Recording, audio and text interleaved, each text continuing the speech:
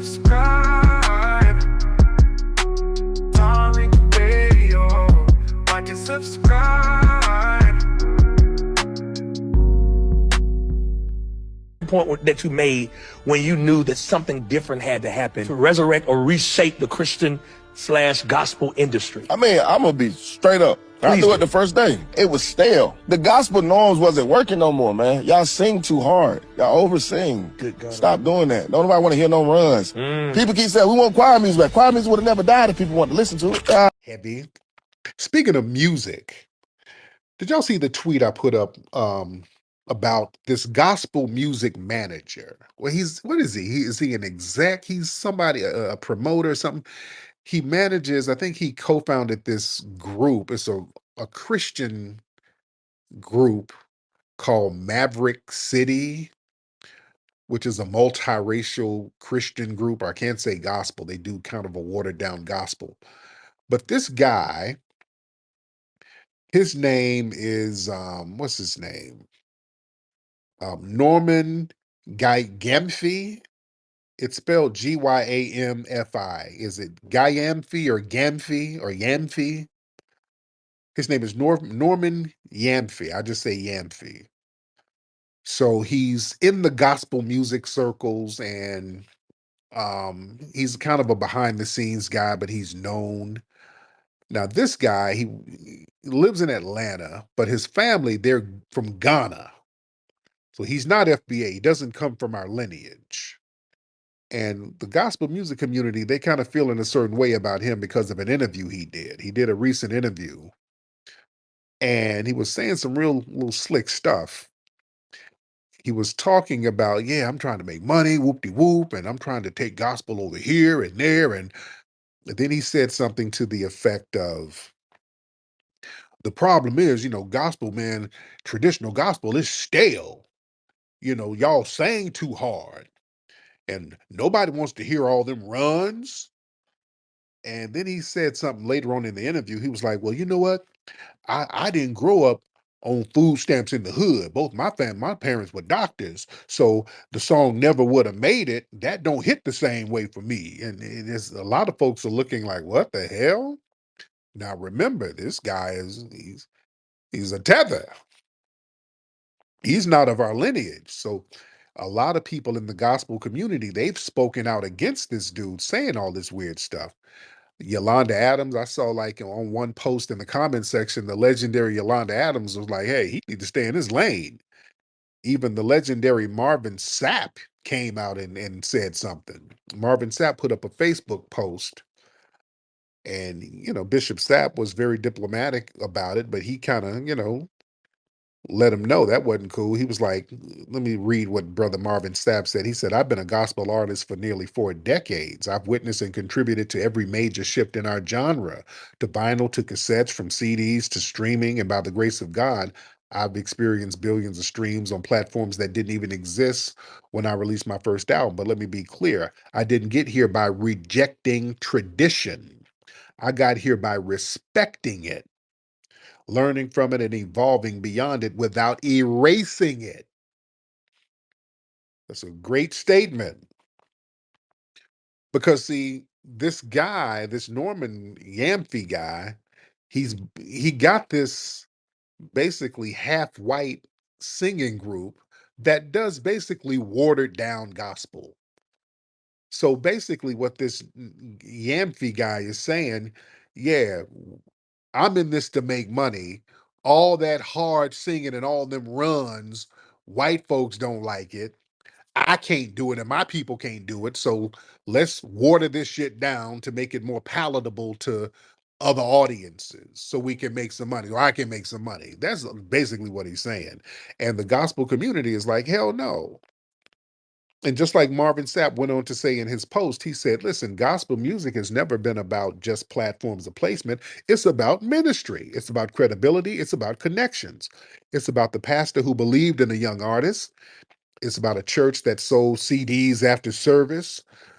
It's the regional gospel fest that introduced a choir to a new city. So these were not just distribution methods. They were spiritual ecosystems. So to call them irrelevant or outdated without nuance is to ignore the generations they reached and the souls they touched. Come on now, real talk. I'm with him on all this. And he goes on to say, he says, da, da, da. What is it? Streaming is the new present and it's the future, but gospel still lives within a dual economy. While millions listen via playlists and algorithms, many still want something tangible, something that they can purchase at a conference, something they can hold in their hand or gift to a loved one after a Sunday service. To erase that is to erase part of who we are. And real talk. This is why family, the tether class family, notice the tether class is getting checked left and right. Because when the tether class comes in, and I ain't saying all people from immigrant backgrounds are tethers, but when people come in and then try to denigrate FBA culture, that's tetherish as hell. And it should be called out. It's bad when the gospel community is now calling out tethers. You know how bad the tethers are? The gospel folks are calling them out now. And as they should. Because what this dude is doing, listen, he's an outsider. And that's his attempt to redefine a lineage based cultural tradition. Gospel music is not just a genre, that's a spiritual and cultural tradition that was birthed from the pain, resilience, and the hope of foundational Black Americans during slavery, Jim Crow, and beyond. So, getting somebody who's from Ghana, whose family's from Ghana, who has no ancestral connection to that spiritual lineage, to have him attempt to try to redefine the sound or the direction of gospel, that's not only overstepping, that's cultural colonization. I keep telling y'all, the tether class acts like colonizers. They're coming in with that colonizer ass bullshit mindset, man. And people ain't feeling it. They did the same shit with Essence. Whenever they come around, it's on some colonizer shit. They're going to get it and remix it and flip it and water the shit down and put some other garbage on it. That dude, Yamfi, whatever his name, he didn't inherit this tradition. He feels like he's entitled to reshape it for profit. You understand? And his framing, that promotes the erasure of Black vocal excellence. Him talking about gospel singers singing too hard and using too many runs, that's a dismissal of their musical brilliance. The soul of those vocal runs, those are not excesses. Those are artistic expressions. That's rooted in our suffering, our praise, our spirituality here. And trying to suggest that these are somehow outdated or no, that you're trying to sanitize and whitewash the sound to make it palatable to these white audiences. No, we need we need those hard singing gospel artists. We need them more than damn ever to keep the damn soul of music grounded. We need them more than ever. We've already whitewashed R&B. That's already been whitewashed and sanitized and scrubbed down, and it don't have no soul and no flavor and no feeling. The last thing we need to do is water down gospel. We need them to stay true to the damn tradition. Yeah. See, that narrative, real talk, that enforces a lot of that FBA cultural suppression nonsense. That expressive nature of traditional gospel music, you're trying to reinforce a European standard of restraint and minimalism. Damn that. The church is where we supposed to let loose. You let your spirit take over. You go where the spirit wants to take you. That's the great thing about it. It's raw. That's the great thing about it. That's raw Majora spirit. Yeah. And this dude is trying to profit from a tradition while you're disrespecting the originators. He's openly admitted, he's made no bones about him, just he wants to make some money. He keeps talking about how much money he wants to make and all that. Low key, that kind of shows a disdain for the very people that built the industry, whose style built the industry that you benefit from. That's a form of cultural extraction, where the tradition is stripped off of authentic expression to build a product that centers profit over purpose, over to you want white comfort over black truth. That ain't it. And that's that's that whole pattern of immigrant gatekeeping in Black American spaces. This isn't isolated. We keep seeing these non-FBA immigrants, first and second gen, getting in our spaces, entertainment, activism, academia, and then try to reframe the narrative, displace the gatekeepers, reshape legacy, tell us what we are and what we're not, while you're showing disrespect and condescension towards the FBA cultural foundations. That shit has to be called out. I'm glad the gospel people are calling his ass out. You're trying to dismiss the spiritual power embedded in traditional gospel. And foundational Black American gospel music, it's not just about the performance. It's a sacred ritual. It's a form of prayer. That was a tool of survival. We were channeling the ancestors and the divine with that strong singing.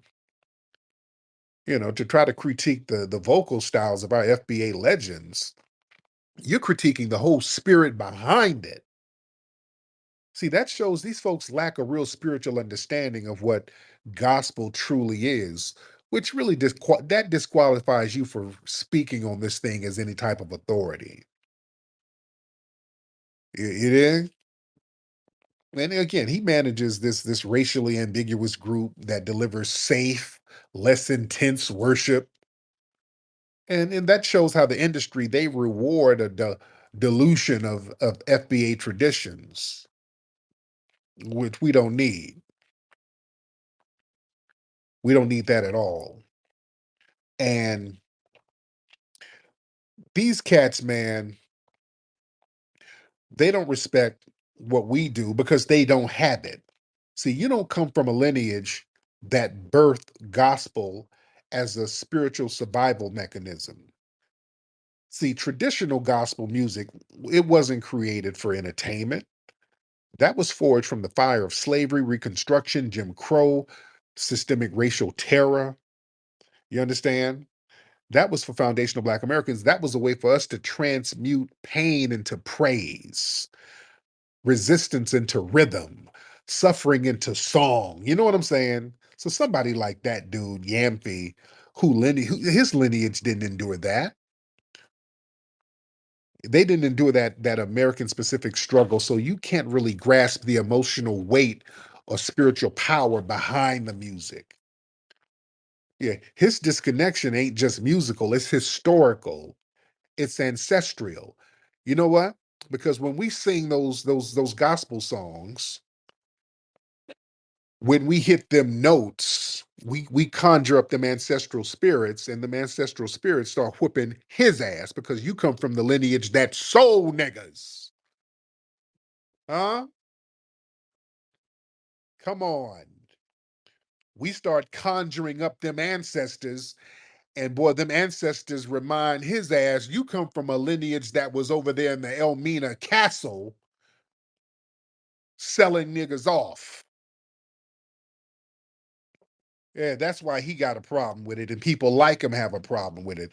That Majora spirit, that don't reside in him. Those intense vocal runs, those soul-stirring wails, that sanctified depth of FBA gospel singing, that's a full manifestation of that Majora spirit that a lot of them just don't have. You don't have it. That's a spiritual essence born out of our ancestral struggle that lives within the lineage. Yeah. That's why nobody really sings like our gospel artists. Don't nobody sing like us. Let's be real. You might have, an outlier somewhere. It might be rare, but nobody sings like FBA gospel artists. Nowhere. Nobody hits them runs, and nobody. And if somebody does, that means they set up studying. You might find some people who can kind of imitate them, but not really. Yeah. That's something very unique to us. Y'all can't hit them runs like that. Y'all can't sing strong like that. You dig? And a lot of these people, they prioritize um, payment over passion. They just look at our stuff as something that they can monetize and flip and get some out of it, water it down, be damned. They don't care about the integrity of it. They don't care about the dignity of it. They don't care about the history of it. And that's a problem. And in our gospel singing, it's a calling. It's not just a performance. You understand? So let me get some calls in here. Let me get Grinds TV. Grinds TV in the building. Hop on in, brother. Brother Grinds. Brother Grinds. Brother Grinds. Where you at, brother? All right, while we're waiting on Brother Grimes to get on in, let's get I am, what's that? I am God, I am. Let's get him in here. Let's get Grimes, you in here, brother? Okay. Waiting on Brother Grimes. Let's get I am God. You in here? Yes, sir. How you doing, brother? I'm good, man. What's going on with you? Good, good. I just wanted to bring to your attention. There's a mother telling the story of her son, young FBA brother, 34 years old, was taken into custody on April 1st, died in isolation on April 3rd, down in Fort Bend County, Texas. They did an autopsy and said the brother overdosed somehow in isolation. He was having a bipolar or some type of mental episode when the cops were called and they took him to jail instead of to a hospital. Long story short, the mother didn't believe it, had a second autopsy done, found that all his organs were missing. We heard that. Yeah, somebody called us with that. Okay, no worries at all, brother. I just wanted to bring it to your attention because she's pushing for that fight for justice. So Yeah. We got that story. Thank you, brother. We got. thank you. And we don't Oh, sorry about that. I didn't mean to get you off. Grinds. So let me get Grinds back in. Grinds, hop on in. Grinds, hop on in, brother. What's up, brother Tariq? How you doing? I'm good. How you doing, brother? All right, I had to drop out the app and get back on. I can hear you now. Regarding the situation with the Ghanaian guy from Maverick City, also to add to what you were saying, I stand with that, what you said 1,000%, but also a reminder, he is also a Trump supporter. And he's a proud Trump supporter. So, which kind of, caused a lot of eyes to, be wide open because they're like, okay, so that's the position he's coming from. And that just shows you another example of how when these immigrants come over here, they can even be our complexion and darker, and they will literally try to align themselves with whiteness one way or another. Yep. So that mindset of that elitism and colonization, that's the exact word for it. One of the things that I'm glad this is happening because it just shows people, because when we talk about delineation now and talking about the ethnic relations and differences between us and those in the diaspora, a lot of people, especially in the church, and I'm a person that's from the church, they're very scared to have this conversation, because when it comes to, the whitewash religion, forgive, forgive, forgive, and look past everything and don't have these hard conversations. So I'm glad that people are exposing themselves, and that way we can, call things out the way that they are. Like, I think it's allowing people to really come to grips with, what we've been talking about in the movement of delineation. So they have no choice but to see it for what it is and not run from it.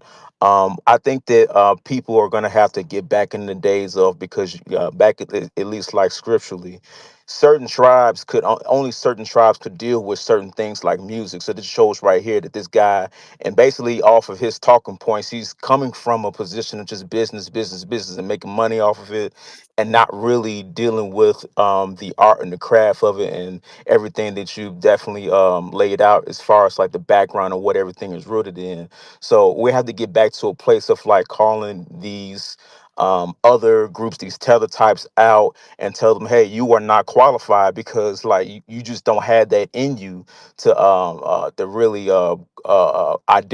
properly identify, and here you are trying to appropriate something that you know absolutely nothing about and can identify. We need to get back to a place of calling out other tribes the way that people did like back in the day. I'm gonna land right there. I mean, very good point. Yeah, man. Look, the tethers come over, and the thing is, well, how can we sell this to white folks? Ooh, let's water it down so white folks can like it. And everything ain't about that with us. Sometimes we like to keep things authentic. Listen, and I told this story the other day. And the caller, you remember the caller who just called up a few calls ago, the white guy, he looked up and saw the stuff I did. He was like, hey man, you've been doing some big stuff. Yeah, dude. I Before I did my movies, again, I had like 3 pilots and 3 different major networks trying to give me a television show, a mainstream television show. I'd been on like all the VH1, MTV stuff, NBC. I've been on the Tonight Show and Conan and all this stuff. So people were trying to give me television shows. But we needed stuff in our community more. Yeah, I could get some temporary white money, which is big money. Yeah, I ain't tripping on that shit. I wanted to do something that was more important. Sometimes we just need stuff for us, something by us, for us. Now, if other people want to see it and listen in, that's fine. Because usually they'll do that anyway. That's the thing that a lot of folks don't get. You ain't got to water your shit down. At the end of the day, white folks some of them are gonna gravitate towards the real shit too, because they like authenticity too. That's why we got a lot of them up in here listening to us. Well, sometimes you just got to keep it 100, and you'll be fine. You ain't got to water your shit down. Slap, what's up, Slap? What up, man? How you doing, man? What's on your mind, brother? Can you hear me, Tariq? I hear you. What's going on? I'm flattered to get in here, man. I'm gonna be real quick. I've been wanting to holler for a minute. Dude, let's just Go get ahead. straight to it. Have you ever been nominated for an Image Award with the NAACP? I can't believe. I'm asking like a lawyer. I already know the answer, but I could be. Yeah, oh yeah. No, never. That's disgusting. That's what I thought. That's what I thought. Mm-hmm. Thank you for Yeah, hitting colors, though, man. We owe you so much for that, and the movies that you done put together, man, and the documentaries and whatnot. You know, oh yeah, man. I appreciate that. dropping out on. Yeah. Oh, well, thank you for the call, brother. But yeah, they never gave me a nomination, which they should have. I mean, shit. You want to talk about doing something for the community? We did an independent documentary series that changed the whole game that's being taught in schools now. You know, but you know, a lot of these black award shows are really satellites for the damn Democrat Party. You want to be real? A lot of these award shows are Democrat satellites. That's why these award shows pop off, and then they bring out Al Sharpton, and then they bring in Kamala Harris and all that shit, and then they got Michelle Obama sitting in the front doing the Cabbage Patch. These are strategic ass Democrat satellites. Yeah. And a lot of these radio shows are too. All right. A lot of these radio shows that y'all see are Democrat satellites. The Steve Harveys, and Steve didn't, I don't even think Steve made no bones about it. You know, the Steve, Tom Joyner, all of that. These were Democrat satellites. These are basically in the pockets of the Democrats. They do whatever the Democrats say. So whatever the Democrats don't like, they make a call and say, hey, don't have that person over here. That person's a little bit too critical of us. Yeah. Hey y'all, even at the party, I keep that root work on me. Get your root work now at rootworkstyle.com.